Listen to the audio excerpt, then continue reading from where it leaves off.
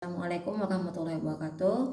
Hari ini kita akan bahas materi sebelumnya yang sudah mengumpul tepat waktu.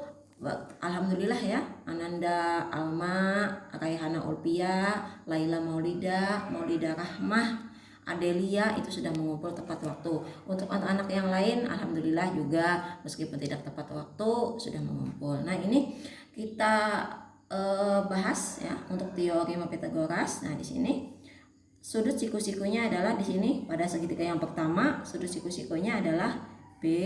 Segitiga yang kedua, sudut siku-sikunya adalah di C. Yang ketiga, sudut siku-sikunya adalah di D. Yang keempat, siku-sikunya adalah di F. Nah, sekarang kita bikin rumusnya ya. Siku-siku di B, maka di depannya namanya adalah sisi miring. Di depan sudut siku-siku adalah sisi miring atau bisa juga dikatakan sebagai hipotenusa. Persis di depan siku-siku adalah sisi miring. Kemudian sisi yang lainnya adalah BC dan BA. Nah, di sini sisi miringnya mana? Ya, kita cari dulu siku-sikunya, yaitu di titik sudut C. Maka di depannya adalah sisi miring. Maka sisi miringnya adalah BD. Kemudian segitiga yang ketiga, siku-sikunya di D, maka di depannya itu adalah sisi miring yaitu EC atau CE. Kemudian segitiga yang keempat, siku-sikunya di F, maka sisi miringnya di depannya ini adalah EG, sedangkan yang lain adalah sisi yang lainnya. Baiklah, kita bikin rumusnya sesuai dengan bunyi dari teorema Pitagoras ya. Kuadrat sisi miring sama dengan jumlah kuadrat dua sisi lainnya. Nah, di sini kuadrat sisi miring. Kuadrat kan ditandai dengan tanda pangkat 2 ya. Kuadrat sisi miringnya kan AC ya. AC kuadrat sisi miring sama dengan jumlah ditandai dengan tanda tambah sama dengan jumlah kuadrat dua sisi lainnya. Dua sisi lainnya itu AB dan BC. Nah, kemudian yang di sini sama ya, kuadrat sisi miring. Sisi miringnya mana tadi di depan siku-siku? Sisi miringnya yaitu BD. Kuadrat sisi miring sama dengan jumlah kuadrat dua sisi lainnya. Nah, dua sisi lainnya itu BC dan CD. Nah, kemudian yang di sebelah sini kuadrat sisi miringnya mana? Yaitu di depan siku-siku tadi ya, EC. Yaitu kita bikin rumusnya EC pangkat 2 sama dengan ED pangkat 2 ditambah CD pangkat 2. Nah, kemudian yang keempat, siku-sikunya adalah di F, maka sisi miringnya adalah EG. Maka kita bikin EG pangkat 2 kuadrat sisi miring sama dengan jumlah kuadrat dua sisi lainnya. Dihafalkan ya teoremanya. Sisi lainnya yaitu EF dan FG. Nah, kita kembali ke sini. Bisa jadi yang ditanya bukan hanya sisi miring, tapi sisi yang lain juga, misalnya AB dengan BC. Nah, bagaimana menghitungnya? Nah, kita turunkan ya rumusnya di sini kita turunkan. Kita umpamakan ya, ini kita umpamakan. Boleh dengan angka-angka yang lain. Nah, di sini misalnya kita ganti misalnya di sini dengan 10. Misalnya saja ya, di sini 8, di sini 2. Tambah ini sama dengan. Tapi ini misalkan saja ya. Misalkan, bagaimana kalau mencari AB? Mencari AB pangkat 2 ya. AB pangkat 2 itu misalnya tadi ada 8. Lalu diapakan 10 dengan 2? Yaitu dikurangkan ya supaya dapat 8. Maka di sini AC pangkat 2 dikurang BC pangkat 2. Nah, kemudian kalau tidak hanya sisi miring yang ditanya tadi, bisa jadi AB, bisa jadi BC yang ditanya. Bagaimana rumusnya? BC pangkat 2 sama dengan tetap ya, di sini tetap AC pangkat 2 dikurang AB pangkat 2. Begitu juga dengan rumus-rumus yang lainnya. Kita coba yang di sini ya, Di sini. Tadi sisi miringnya adalah EG.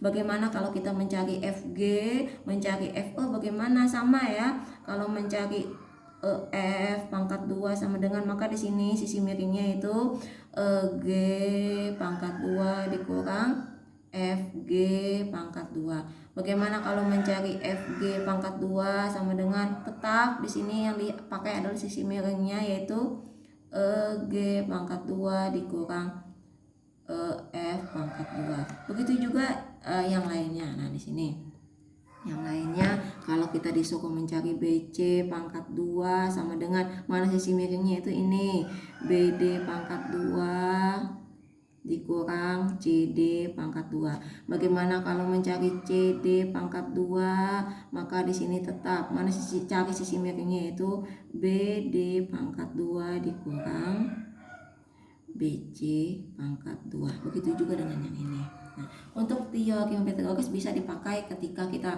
ada soal tentang layang-layang, tentang trapesium, tentang persegi panjang ya. Ini bisa dipakai untuk menggunakan teori Pythagoras. Kalau di sini jelas ini siku-sikunya di sini ada 4 ini, 1 2 3 4. Nah, ini bisa menggunakan teori Pythagoras. Ini juga bisa menggunakan teori Pythagoras dengan cara apa? Nah, ini kita turunkan. Tuh. Nah, ini akan terbentuk segitiga siku-siku dan bisa memakai teorema Pythagoras. Kalau begini bagaimana? Kita bikin lagi di sini. Tuh, ini akan terbentuk segitiga siku-siku, ada 2 di sini. Bisa kita menggunakan teorema Pythagoras kalau kalian menemukan soal-soal dengan bangun-bangun yang bercampur seperti ini. Ya, next kita lanjutkan. Nah, sekarang materi yang selanjutnya yang kemarin adalah fungsi dari teorema Pythagoras. Salah satunya adalah menentukan jenis segitiga, apakah dia segitiga lancip, tumpul, atau siku-siku. Dikatakan segitiga siku-siku kalau dia jumlah perkuadratannya ini sama ya. Dikatakan lancip kalau sisi tumpulnya ini tumpulnya kalau dikatakan lancip kalau dia lebih dari yang ini, tapi kalau dia tumpul maka yang ini lebih besar ya. Kalau dia lancip ini akan lebih kecil. Nah, ini kita buktikan dengan cara kita cari dulu 2, 8, 10. Kita cari angka yang terbesar yaitu 10 pangkat 2. Yang lainnya adalah 2 pangkat 2 tambah 8 pangkat 2. Nah, ini menggunakan teorema Pythagoras tadi ya.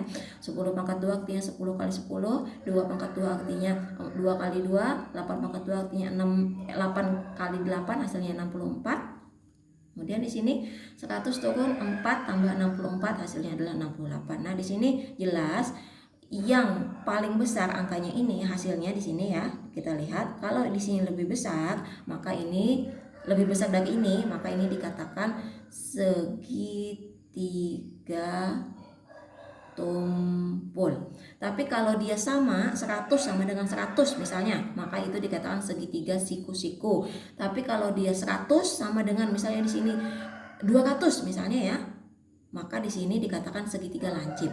Tapi kalau dia 100, ya ini masih lebih besar, maka ini lebih besar daripada ini, maka dia dikatakan segitiga tumpul ya. Kalau dia lancip bagaimana tadi? Kalau dia lebih besar di sini ya, sini lebih besar, misalnya 105 atau 200, maka ini dikatakan segitiga lancip. Tapi kalau dia sama, dia segitiga siku-siku. Nah, kita lanjutkan lagi ke triple Pythagoras. Dikatakan triple Pythagoras kalau dia memenuhi rumus dari teorema Pythagoras, yaitu kuadrat sisi miring sama dengan jumlah kuadrat dua sisi lainnya. Nah, di sini kita cari yang paling besar tadi ya, karena sisi miring itu adalah sisi yang terbesar. 6, 8, 10, yang terbesar adalah 10 pangkat 2 sama dengan 6 pangkat 2 tambah 8 pangkat 2 sama 10 pangkat 2 adalah 10 kali 10, 6 pangkat 2 6 kali 6, 8 pangkat 2 8 kali 8. Nah, di sini 100 sama dengan 100. Kalau dia sama 100 sama dengan 100, selain dikatakan sebagai dia segitiga siku-siku seperti yang jenis di atas tadi, dia juga dikatakan angka-angka yang ini dikatakan sebagai triple Pythagoras. Ini membuktikan bahwa dia adalah triple Pythagoras. Ibu rasa itu dulu yang Ibu jelaskan untuk pertemuan yang ini. Assalamualaikum warahmatullahi wabarakatuh.